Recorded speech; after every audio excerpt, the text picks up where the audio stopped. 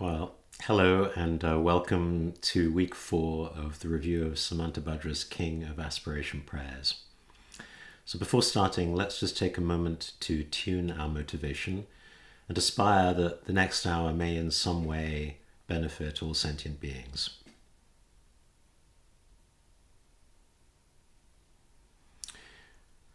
So this week's theme is crossing the threshold, or compassion. And the image is of someone sitting under the Bodhi tree under the full moon to indicate the first experience or taste of genuine compassion. In other words, we're no longer in the preparation phase, but now in the actual practice of aspiration. We may not yet have an experience of a non-dual realization of emptiness, but it's definitely something genuine, a heartfelt and authentic experience of altruism and selflessness, where we can really feel ourselves taking our first steps with our new identity as a bodhisattva. This also symbolizes the first time we actually mean it when we take the bodhisattva vow. In other words, when our vow is genuine and authentic, rather than clouded by things like spiritual materialism or self-deception.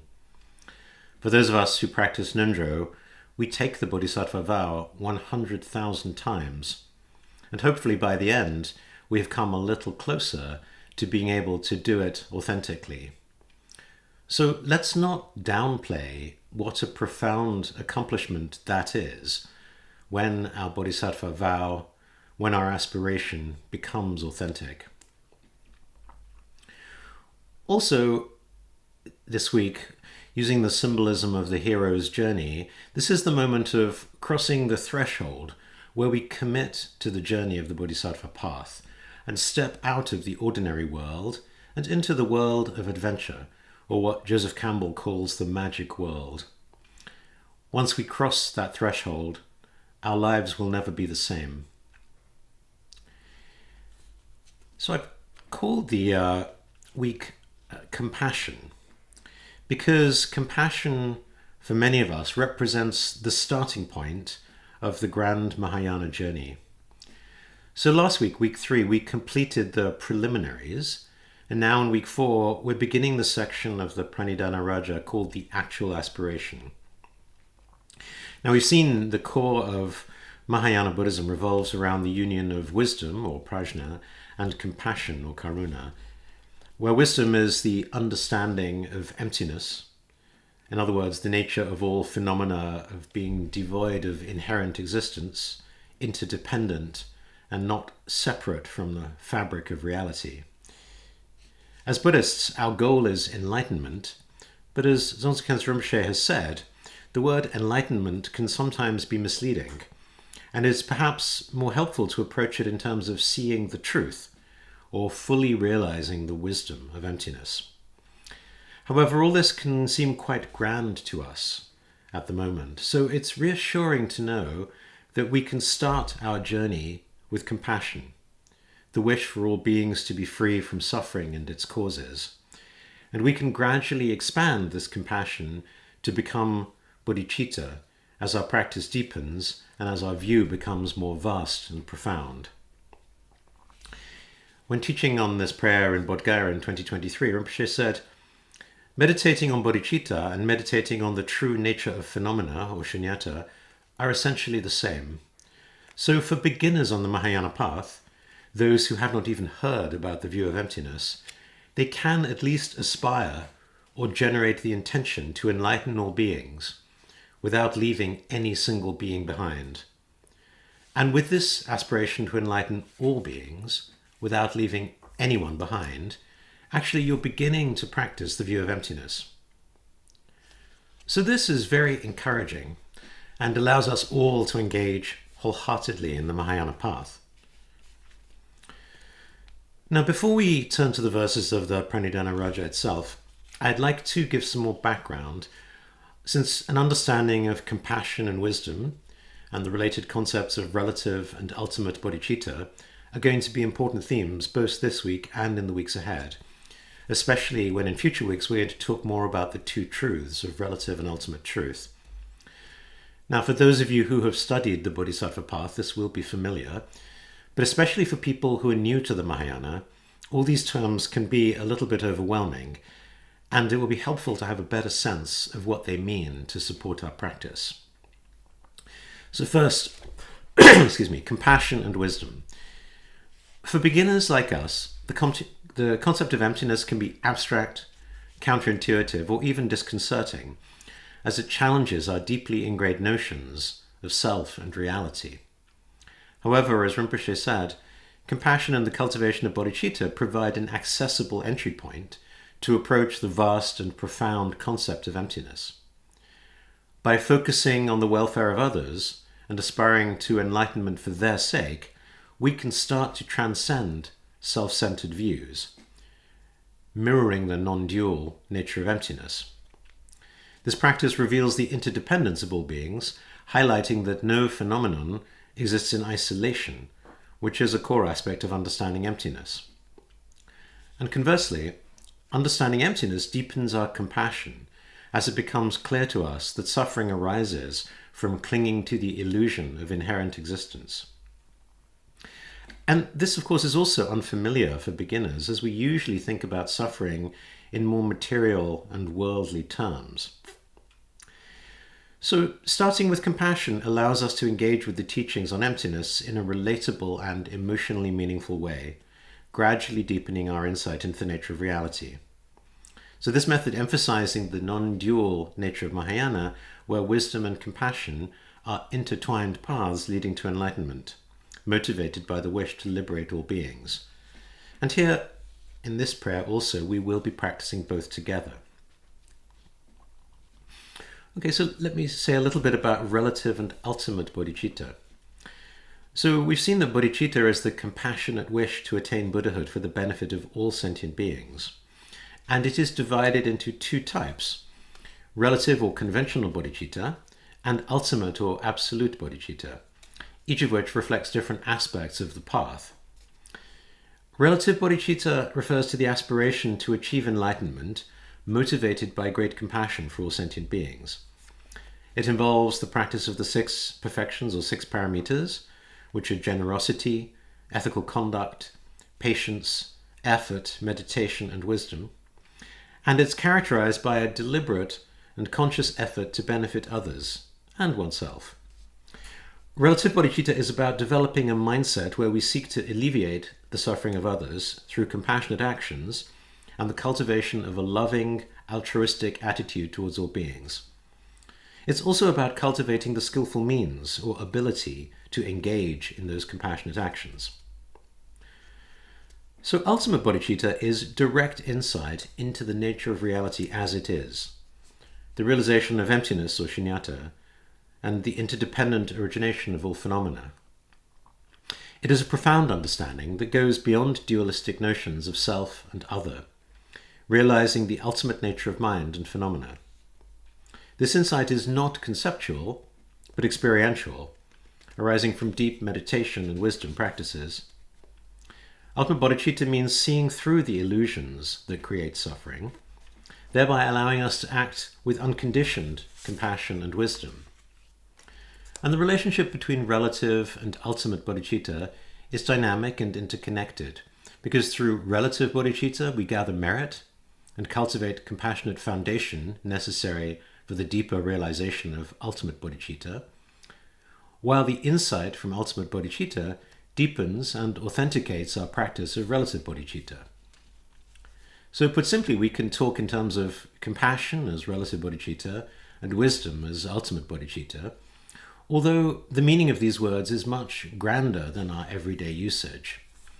So remember, the compassion is a vast and grand aspiration, benefiting not just some beings but all beings, and not just relative benefit but the ultimate benefit of enlightenment. Secondly, it's not just aspiration, but also engaging in actions.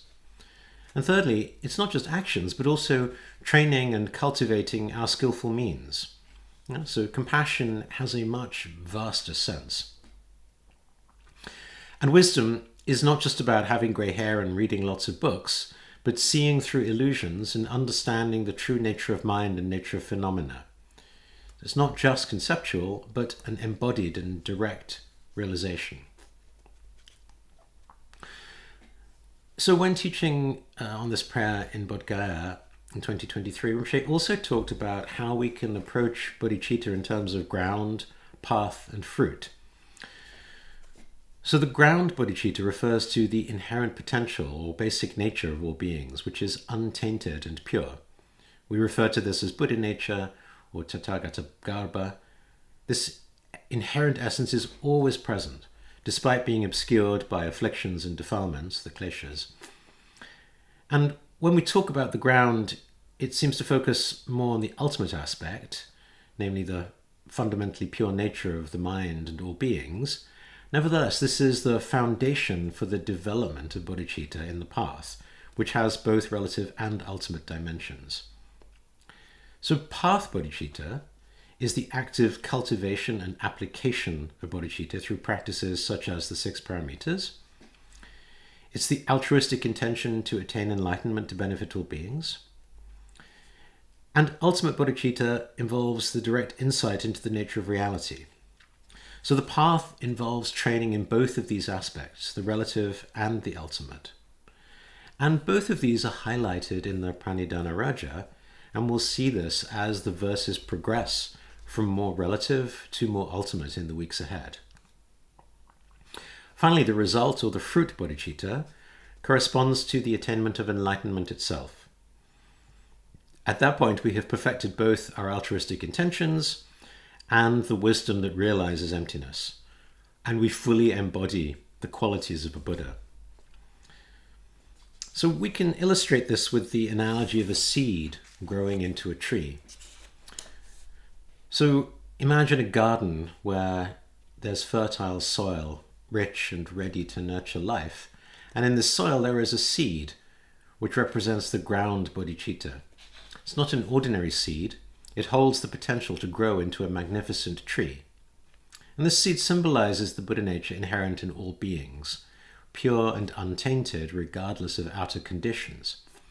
So just as the seed's quality isn't diminished by weeds or rocks, our Buddha nature remains perfect and unspoiled, despite being temporarily obscured by afflictions and delusions.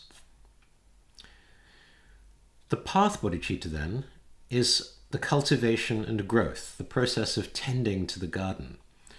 It involves things like removing weeds, like delusions and negative emotions, watering and nourishing the seed, things like practicing loving kindness, compassion, the 6 perfections, and ensuring it receives enough sunlight, the wisdom that realizes emptiness.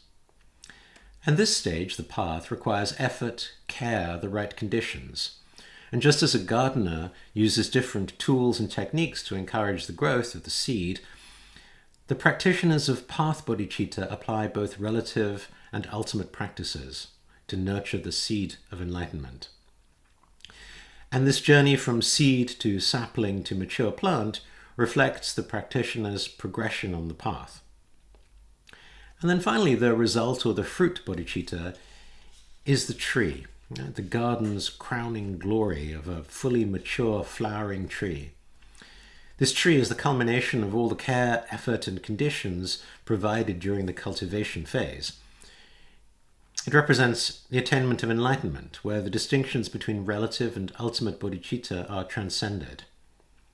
The tree stands as a testament to the inherent potential of the seed and also the efficacy of the nurturing process. Its flowers and fruits benefit not just the tree itself, but the entire garden and its inhabitants, symbolizing the enlightened being's ability to benefit all sentient beings without distinction. So to give credit where it's due, this analogy is based on one of the 9 similes of Buddha nature from Maitreya's Uttara Tantra Shastra, although there the example is the amra, or mango tree, which is referred to as the king of trees.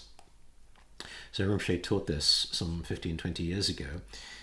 Rinpoche also gave another analogy, which is my personal favorite, where the ground is a window. So imagine a window covered in layers of grime and dirt, but beneath all of that dirt lies clear and pristine glass. right? The inherent purity of the window. And that's like the ground bodhicitta, the basic nature of all beings, untainted and pure, obscured only by afflictions and defilements. And just as the clean glass is always present, despite being covered by dirt, the pure nature of mind and beings is always present, waiting to be revealed. So the path then is cleaning the window. So this is things like a cloth, a cleaner, wiping away the dirt, gradually revealing the clarity of the glass.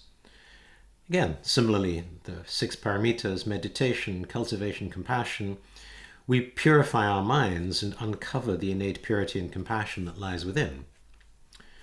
Of course, a key point here is that the dirt on the window is temporary. It's adventitious. It's not part of the glass itself, which is why it can be removed. If it was part of the glass, for example, tinted windows in a car, then it could not be cleaned. So an important study of topics like Madhyamaka and Buddha nature in the Mahayana is to develop understanding and conviction that the dirt is not the same as the window. Right? Our defilements, our emotions, our ego, all the things we're very familiar with, we develop conviction that this is not the same as our true nature. So with the window example, the result is when the window is completely clean and transparent, allowing the light to shine through unhindered. So the window is not only free from dirt, but fully embodies its true nature. And again, the result bodhicitta is the actualization of the goal of the practice. And I think this idea that only now can it fully function as a window is helpful for us to think about, because right now we may have the seed of the Buddha within us, but we are not yet able to manifest the full compassion and wisdom of the Buddha, even though it is there within us. So I suppose you could say for these two examples, the tree is a more Mahayana-oriented example, right? It talks about a seed, it talks about a potential which is nurtured and grown through a path, and at the end we have the result. Whereas Rinpoche's example of the window and the dirt is more Vajrayana-oriented. Now the window is already clean, we just don't see it yet because the dirt is in the way. Okay, so with this background, let's look at the way bodhicitta is expressed in this King of Aspiration prayers and the progression of the verses. So again, in 2023 in Bodh Gaya, Rinpoche explained there are 2 ways or 2 stages of making aspirations in this Pranidhana Raja. The first is for bodhisattvas like us who are still in the early stages of our journey. And this is known as the path of aspiring conduct or the path of intentional conduct. So we have not yet reached the path of seeing and the first bhumi. So the word bhumi is a Sanskrit word that means earth or soil or ground, but it also means stage or level, right? So it has this connotation of a certain stage or level of attainment. As Rinpoche said it, at this stage we are like young bodhisattvas who have not yet become spiritually grown up. And the second stage is for bodhisattvas who have attained a direct realization of emptiness. They've reached the path of seeing, and they're now continuing their journey on the higher bhumis. And in the Mahayana, the path is said to have 10 bhumis, and the completion of the 10th bhumi is enlightenment. So as Rinpoche said, the aspiration of ordinary bodhisattvas on the path of intentional conduct is not yet really reliable yet. So initially, we need to cultivate qualities such as loving kindness, compassion, devotion, generosity, and we do this so that we might realize the wisdom of emptiness. And remember, our goal is enlightenment, which is realizing the truth, the nature of mind, the nature of phenomena. In other words, realizing non-duality. So in his commentary on verse 14, which we'll come to in a moment, Rinpoche noted that this twofold emphasis on relative and ultimate is a hallmark of the Mahayana. And so we have this seemingly paradoxical situation where we're both aspiring to purify our defilements and thereby attain enlightenment. And yet we're also aspiring to see that the universe, including ourselves and all beings, is already pure and fully enlightened as it is. So we have this desire to both see things as needing to be purified, wishing to be able to purify, and at the same time seeing things as pure, right? Thus corresponding to both the relative and the more ultimate ways of approaching this. And both aspects are richly developed in this main aspiration in the Pranidhana Raja. And the aspiration itself is divided into 16 aspirations or practices, which we're going to cover over the next 4 weeks. And these 16 are divided into 2 parts, right? So the first part includes the first 10 aspirations, which is verses 13 to 27. And these are the aspirations made by bodhisattvas on the earlier stages, the path of aspiring conduct. So these are more oriented towards relative truth, more of an aspiration of may things become perfect. They're more relatable, more understandable from an ordinary perspective, and therefore more suitable for beginners like us. And we'll be covering these verses this week and next week in week 5. And then the second part of these 16 aspirations is the last 6, which are in verses 28 to 46. And these aspirations we make after direct realization of emptiness. So that's the path of seeing, more oriented towards the ultimate truth. So here we are approaching the prayer and these aspirations from the context that it is already perfect, which also here we've seen has this connotation of infinite and inconceivable. So here it's more ultimate, more emptiness-oriented, and at the same time much less understandable from an ordinary perspective. Because now we're trying to express the inconceivable concepts of emptiness and non-duality in finite language. So we're going to have challenges of inconceivability, paradox, going beyond time and space and ordinary conception. So this is key to approaching and understanding, and indeed practicing the later verses of the Pranidhana Raja. But of course we can still make these aspirations even if we don't yet have a full direct realization of the non-dual view. So we'll talk about all of this much more in weeks 6 and 7. So as Rinpoche mentioned, the distinction between these first and second parts or sections is based on whether or not the bodhisattva has reached the first bhumi, which is all about a direct realization of emptiness. So I'd like to spend a moment just talking about the stages of the bodhisattva journey, the paths and the bhumis. And I want to emphasize this is just a brief overview of what is a vast topic. And in the Tibetan Shedras, where monks learn to study philosophy, this is spent, many months are spent on this discussion. But in the Mahayana, we have the practice of relative and ultimate bodhicitta evolving through what is known as the 5 paths, so stages on the path to enlightenment. And these 5 paths are the paths of accumulation, the path of joining or preparation, the path of seeing, the path of meditation, and the path of no more learning. And each path represents a stage of growing understanding and realization, with both relative and ultimate bodhicitta playing crucial roles throughout. You could perhaps compare these to levels in a video game, where each level both requires and cultivates increasingly higher levels of skill. We might also compare it to different colored runs on a ski slope, or perhaps grades as we learn a musical instrument, or maybe the colored belts and levels of black belt in a martial art. So they're all parts of an overall journey to mastery, but each of these stages, or paths, can look and feel very different. And it's also worth acknowledging that some of us may not wish to get all the way to a black run or a black belt.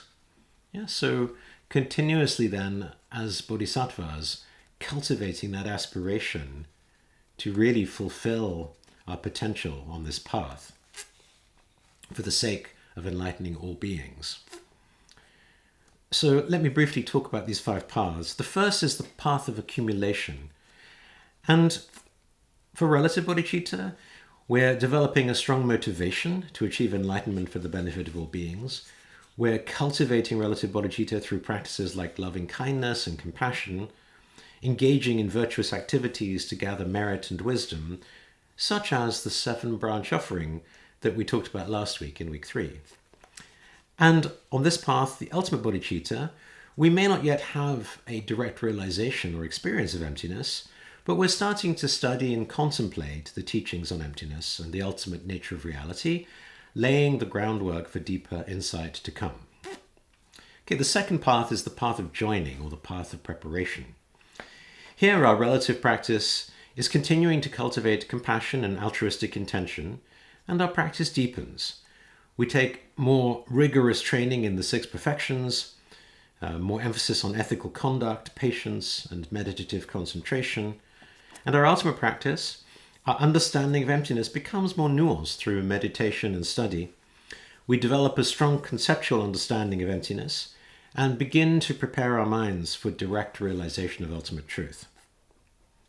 So in the Pranidhana Raja, this corresponds to the verses we're going to start this week, the verses of the actual aspiration, where we're crossing the threshold with a heartfelt commitment to the Bodhisattva path. So these first and second paths together are called the path of aspiring conduct. Right? That's what Rinpoche was referring to as beginner bodhisattvas. Now, the really big shift then is the third path, the path of seeing, which is also the point at which we attain the first of the 10 bhumis. So this is where we have a direct experience of emptiness for the first time. This transforms our compassion, making it more profound and unwavering. And our altruistic intention to benefit all beings is much stronger based on our profound insight into reality. From an ultimate perspective, we now have direct and non-conceptual realization of emptiness. We've seen the true nature of all phenomena, even though our realization is not yet stable. And this is a pivotal moment in our Mahayana path, which significantly impacts our practice of relative bodhicitta going forwards. And just to be clear, this is already in the Theravada path, the stage of the Arhat. Right? So someone who has reached the first bhumi, or the path of seeing, is no longer a samsaric being. Right? At this stage, you're no longer taking rebirth due to karma and ignorance, but only due to compassionate intention and the desire to benefit and liberate sentient beings. So as you said, this is the second part of the actual aspiration, starting in verse 28, and we'll start this in verse 6 and 7. Sorry, week 6 and 7. So the fourth path is the path of meditation. Here, our relative practice has a deep insight into emptiness, and so our efforts to benefit others become more effective and are carried out with effortless spontaneity. The distinction between self and others begins to dissolve, and our motivation is now an unconditioned and natural compassion. From an ultimate perspective, we continue to deepen our realization of emptiness and stabilize it through continuous meditation. We work to eliminate increasingly subtle obscurations and habitual patterns that arise from ignorance and block omniscience, and we steadily move closer to full enlightenment. And then the fifth path of no more learning. Relatively, we have perfected both the realization of emptiness and the practice of compassion. We embody the qualities of the Buddha. We act solely for the benefit of others without any effort and conceptualization. So ultimately, we've attained full realization of emptiness and no longer need to engage in practices associated with the previous paths. So throughout these 5 paths, our practices of relative and ultimate bodhicitta are evolving from a conceptual understanding and a deliberate cultivation to a spontaneous and natural expression of enlightened activity, leading ultimately to the state of Buddhahood. So, with that introduction, let's turn to this week's verses. So starting with verse 13. So this is part of the first aspiration, which is the aspiration for purity of attitude, which is verses 13 to 15. So 13 is, let offerings be made to Buddhas of the past and all who now dwell throughout the 10 directions of this universe. Let all who are yet to come swiftly fulfill their wishes and attain the stages of enlightenment and Buddhahood. And Rinpoche said, the incredible thing about these sutras is they are so profound and deep, but also so poetic, so beautifully expressed. And here we're beginning with offerings to all the Tathagatas, the past, the present, and the future. And we're offering all the offering objects, as we discussed last week. And he said, this is actually saying a lot, because many of us, we might have a shrine, we might make things like lamp offerings, but if we forget for a week, then we think, oh, I'm sorry, Buddha. Right? We treat the Buddha as someone who might feel left out. And these lines are addressing this kind of mentality. The Buddhas are always being offered to, right? The offering is always there, whether or not we're paying attention. As Rinpoche said, this is why the Mahayana attitudes are so beautiful, why they have the name Maha, or great. The Bodhisattva does not have a poverty mentality of, oh, I forgot for a week. So what does that mean? Well, this is taught in much greater detail in the Uttara Tantra Shastra, the teachings on Buddha nature. Because there we ask, how is it that Buddhas can continue to benefit sentient beings if they have no intention? And there are a couple of answers, one of which is that by this stage, it is natural and spontaneous, right? It's become an embodied and ingrained habit. It doesn't require intention, in the same way that we don't need to think about breathing or our heart beating. Buddha activity is inherent, right? Everything is the manifestation of the 3 kayas. Another way of thinking about it is to say the causes were set in place during the earlier stages of our practice and our aspiration, and now they are continuing. The image here is things like spinning a traditional prayer wheel, or maybe more modern we could say, the universe is continuing to expand from the initial energy of the Big Bang. Yeah, likewise, the Buddha continues to benefit despite lacking intention because of merit accumulated while on the path.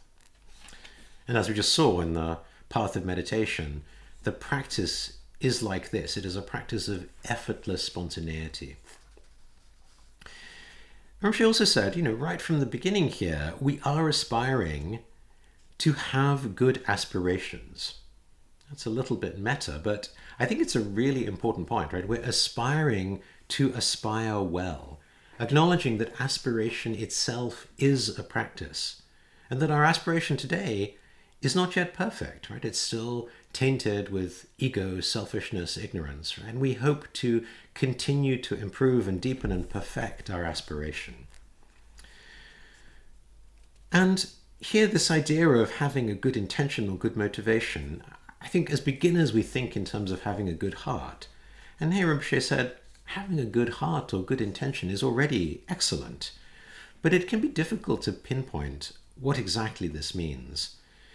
Because even people, ordinary people who still have emotions and ignorance and self-clinging may still have a good heart, or at least think they have a good heart. Our political leaders present themselves that way. Even parents think they're being kind towards their children. But, parents are still bound by emotions and ignorance, and they lack clairvoyance. So although we as parents may wish to work for the benefit of our children, and we may have kindness and good heart, there's no guarantee this is going to bring positive results in the end. As we saw last week with the story of the Chinese farmer, we don't have the wisdom yet to know what is going to happen as a result of our actions. So even though we may have good intentions, we're striving to deepen and improve our intentions, but also improve our wisdom, our humility, acknowledging we may not always be benefiting after all, so redoubling our efforts to cultivate greater wisdom and discrimination, greater skillful means. And we want to become good at our craft, like a car mechanic or a surgeon might want to be, except in this case, our craft is the craft of being a bodhisattva. So this aspiration to have a genuinely good heart can also be a starting point for our bodhisattva journey. In other words, wishing to practice or engage in practice, because we see that even though we may have a good heart today, it's not yet as genuine as authentic as it could be. Yeah, as His Holiness the Dalai Lama says, my religion is kindness, yes, but we aspire that our kindness can be fuller, richer, deeper, more genuine, not just our current version. And I really want to encourage you to approach this as a source of inspiration and encouragement, right? Not to be self-critical about our current limited state, but excited that there is so much more that is possible. And Rinpoche said, for this verse, he said, when we aspire for these Buddhas of past, present, and future to be present and fill all of existence, and indeed to have all of their wishes fulfilled, it's like inviting everyone to your party. No one is excluded. And literally nobody, because if all beings are indeed to be enlightened, then all the future Buddhas include all sentient beings. Yeah. So as Rinpoche said, if you can understand this idea of the presence of all the Buddhas, even a little bit, it should give you some goosebumps. Yeah, the vision of a universe that is already fully, completely enlightened. Everyone, everything is Buddha. Yeah, if we could actually experience it that way. Now, this is the Vajrayana pure perception, but already here being pointed out and explained in the Mahayana. Yeah, it is the clean window without dirt. So yes, experiencing the presence of the Buddhas, that is experiencing non-dual wisdom, the presence, the nature of mind, spontaneous presence. Okay, continuing with this first of the 16 aspirations, verse 14. Let as many worlds as there are in all the 10 directions transform into realms that are vast and utterly pure, filled with Buddhas who have sat before the mighty Bodhi tree, around them all their Bodhisattva sons and daughters. As I hear Rinpoche said, we're aspiring to perfect the Buddha field, which is just everywhere, not somewhere specific like east or west. And yes, from time to time we will hear this idea of may the Bodhi tree be filled with endless Tathagatas and their retinue Bodhisattvas. So there is at times this relative aspiration, and at times the more ultimate view that everything is perfect as it is. Yeah, so we have both, may it become perfect, may there be lots of Buddhas and Bodhisattvas, and also already seeing them all. Yeah, this is a very unique Mahayana way of thinking, as he says. And he also said here, what makes a realm perfect or pure is the presence of enlightened Buddhas. Yeah, even if you're in a big city, no matter how many amenities or facilities it might have, if that place is not anointed with the presence of Buddhas and Bodhisattvas, it is not a pure field or a pure realm. So as we already discussed last week, the notion of benefit or merit in the Mahayana, and in Buddhism more generally, is defined by the extent to which the conditions are there for us to practice and realize the truth. Okay, verse 15.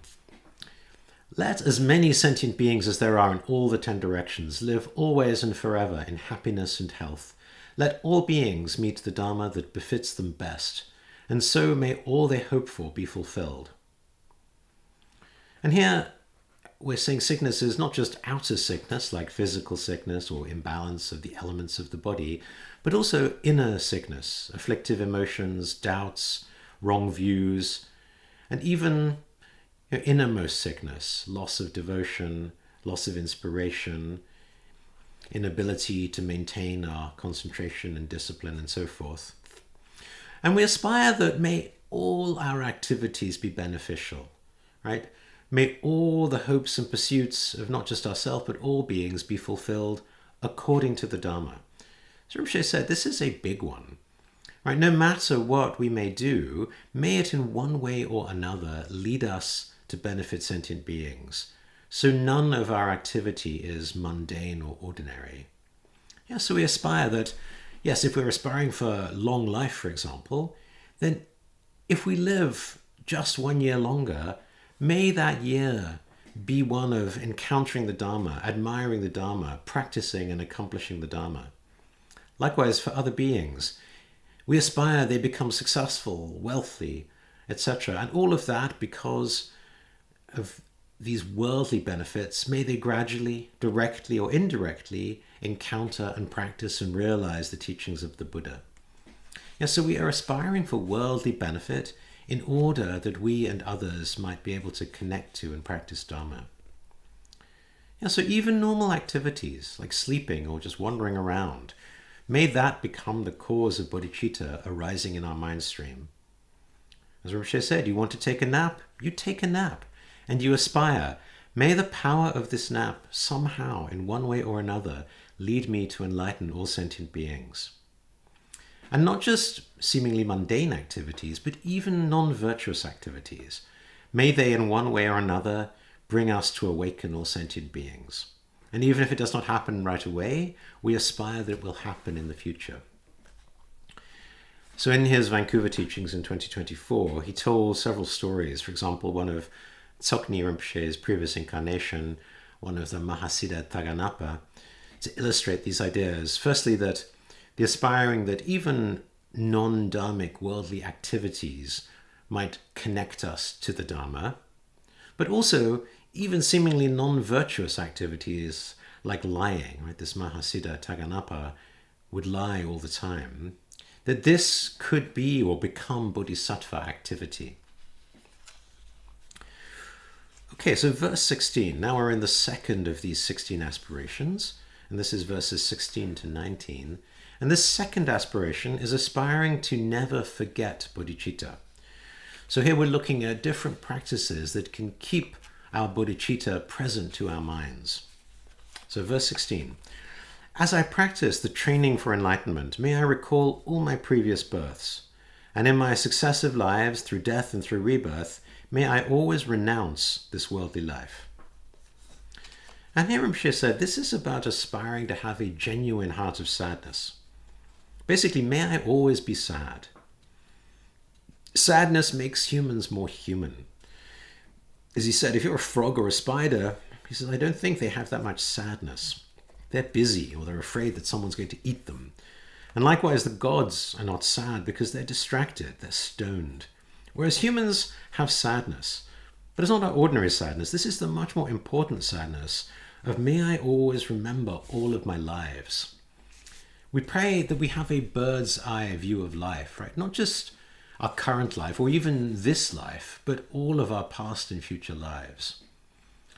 And then, as Rinpoche said, maybe you wouldn't necessarily feel self-pity, but some kind of sadness. For example, if you could see a time in the past where you were a lobster about to be fried, how would you feel? Or even this life, if you think about your life from childhood until now, as he said, I'm sure you'll have many sentimental feelings. You might think there'll be moments of happiness, you might feel sad, or maybe happy with a tinge of sadness, thinking, gosh, why did I do that? How silly I was.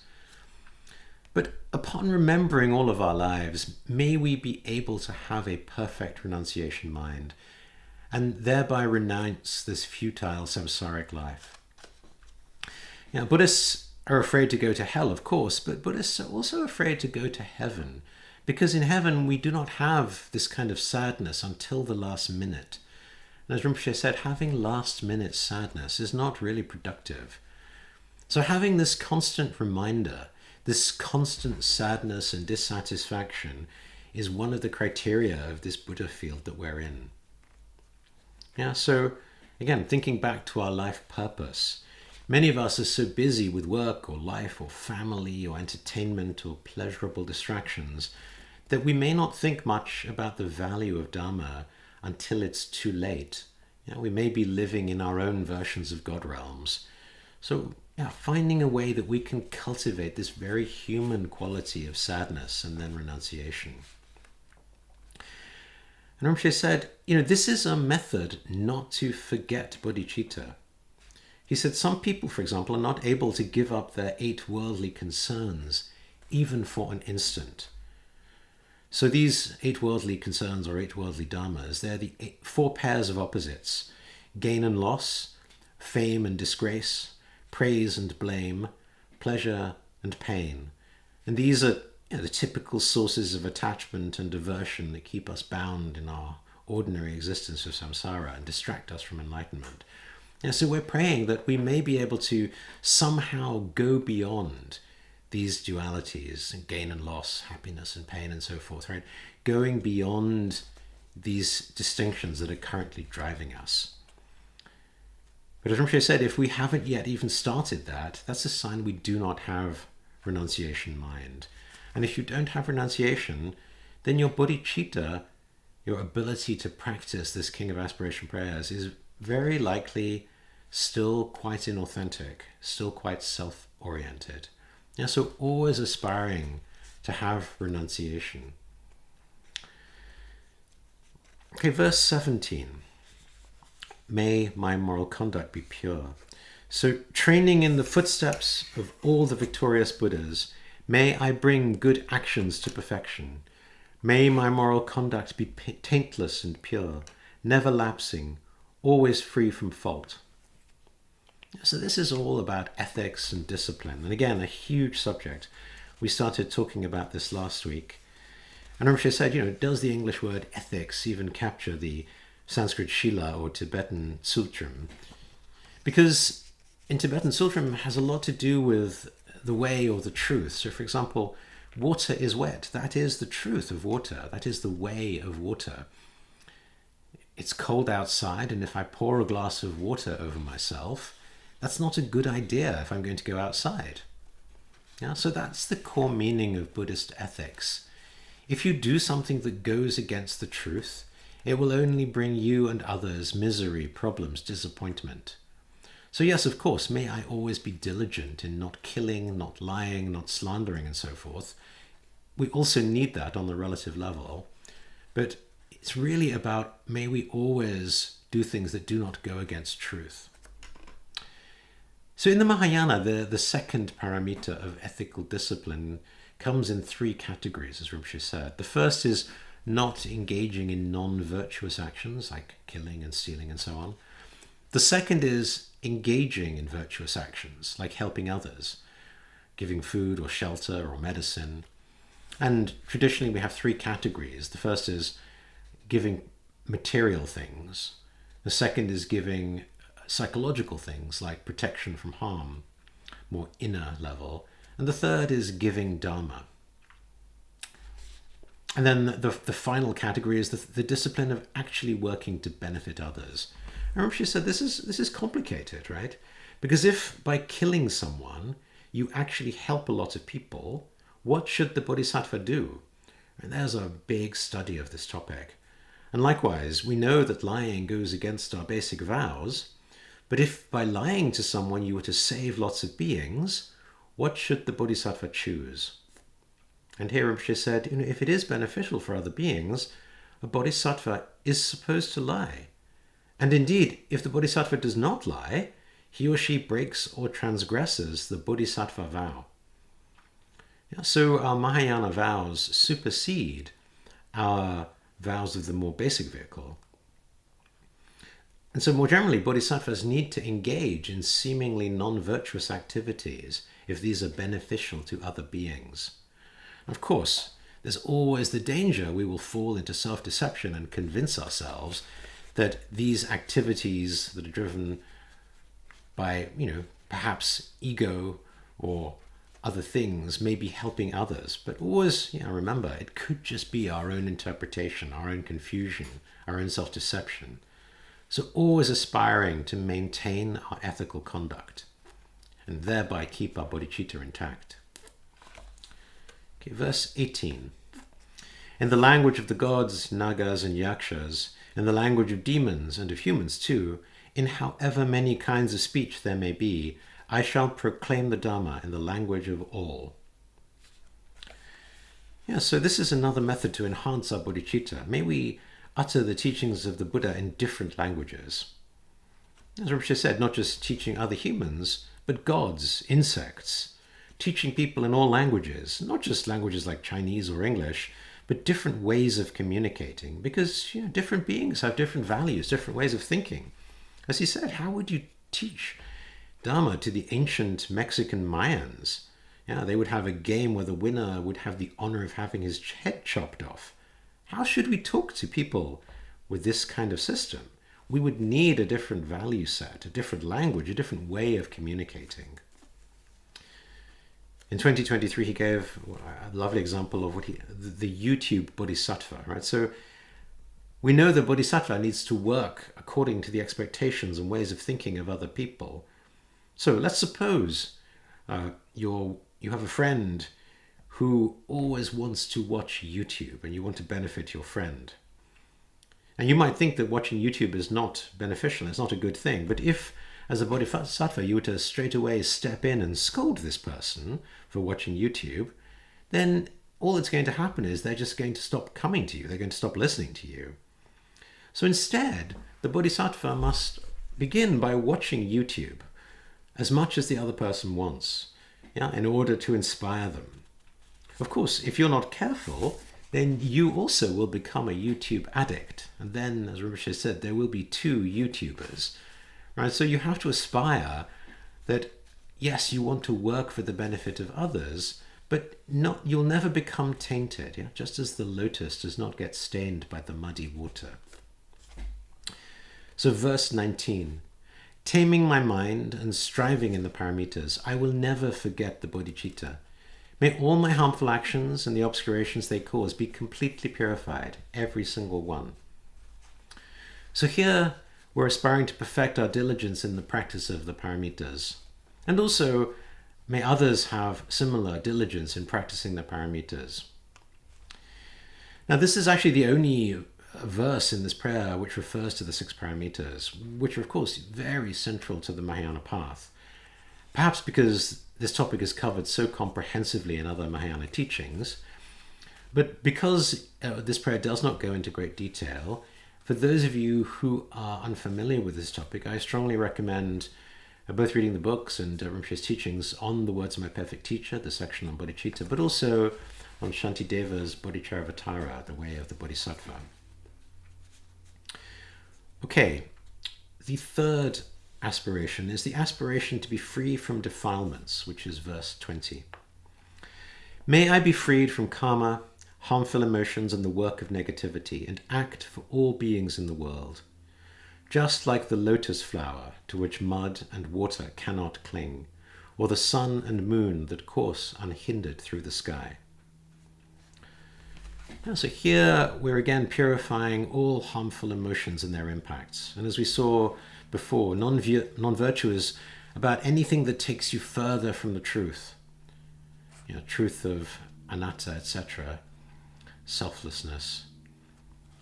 For example, even harming others. We usually harm others because we have self-cherishing or self-clinging.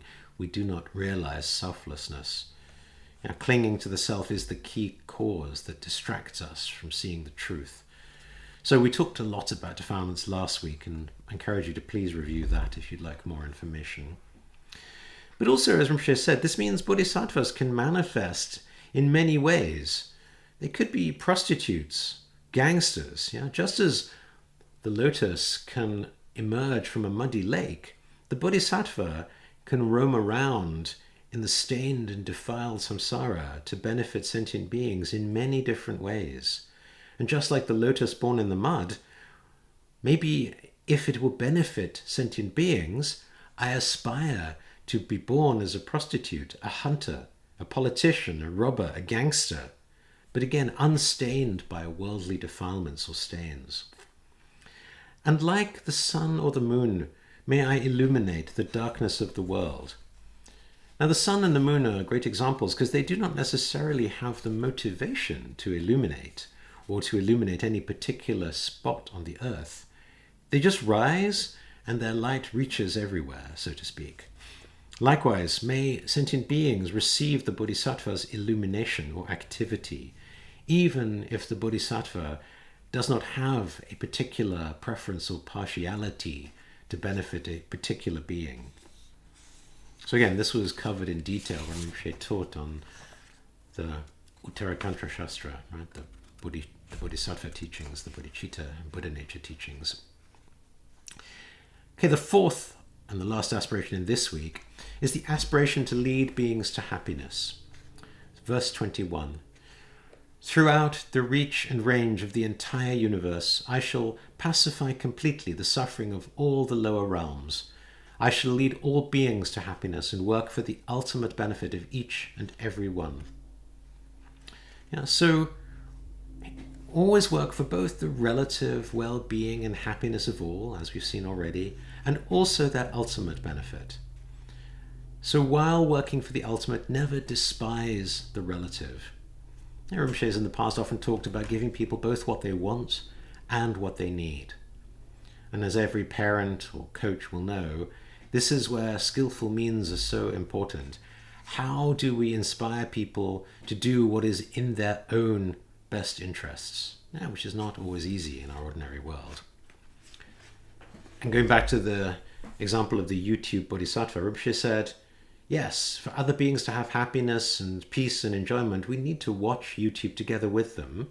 But if that's the only thing we do, if we just watch YouTube, there will be no benefit. Right? So even while we are watching YouTube, right, corresponding to what they want, we must also do something that makes them begin to want to not watch YouTube. Yes, what they need. So the Bodhisattva must always have activity that is both for the happiness and the ultimate benefit of others. Again, this theme of this week, both more relative and more ultimate. Okay, so in closing this week, let's go back to where we started. Right, we're crossing the threshold and engaging in the actual aspiration now of the Pranidhana Raja. And as practitioners on the Bodhisattva path, this is equivalent to our first genuine glimpse of bodhicitta and our first authentic taking of the Bodhisattva vow. And this is a profound shift in our spiritual commitment, in our view, our attitude, and our conduct to ourselves, our practice, the world around us. It's a deep internal transformation from a more self-centered way of being to one oriented in altruism and compassion at its core. So let's just review how this is going to come to our view, our attitude, and our conduct. Firstly, our view. So before this shift, our view might perhaps be more self-centered, more focused on personal gain, our own happiness and enlightenment. Our spiritual practice might be primarily aimed at personal peace, understanding, liberation from suffering, maybe somewhat less emphasis on the welfare of others.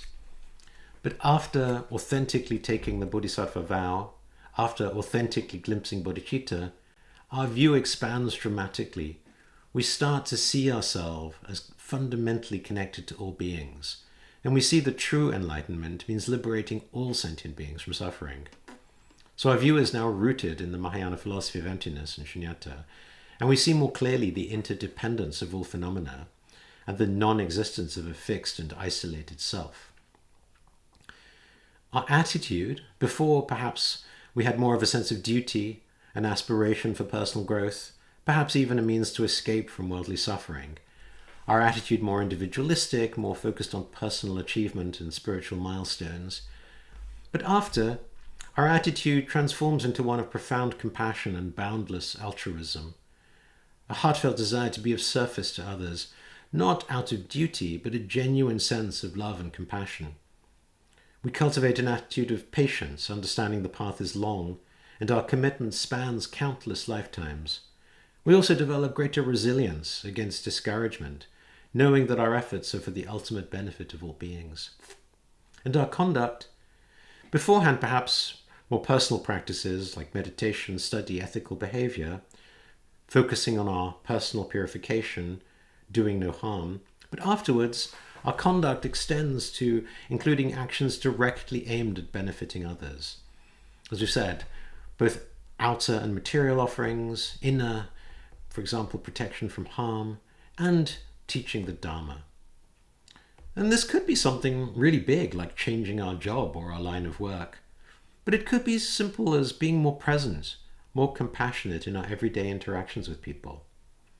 Here, the 6 paramitas, the 6 perfections, are the guiding principles for our conduct, not just for our personal enlightenment, but for all beings.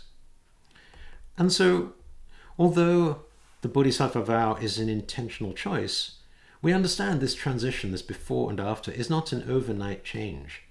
It's a gradual process of deepening our understanding and commitment. And just as we may take the Bodhisattva vow 100,000 times as practitioners, we aspire that each time our bodhicitta will deepen and become more profound.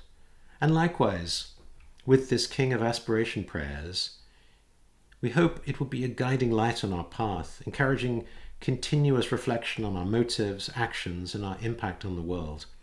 And as we engage more deeply in the prayer, we learn to navigate our lives with this balance of wisdom and compassion, aiming to alleviate suffering wherever we may find it. So in essence, the authentic practice of aspiration signifies a shift from a more self-centered way of being towards a life dedicated to serving others, a profound expansion of our perspective, an attitude of boundless compassion and conduct that aims to benefit all beings. And so our path is not just of personal enlightenment, but of universal liberation, embodying the ideal of the Bodhisattva in our every thought, word, and deed. So with that, we come to the end of week 4. Let's just take a moment then to dedicate our merit to the benefit of all sentient beings. So with that, thank you, and I look forward to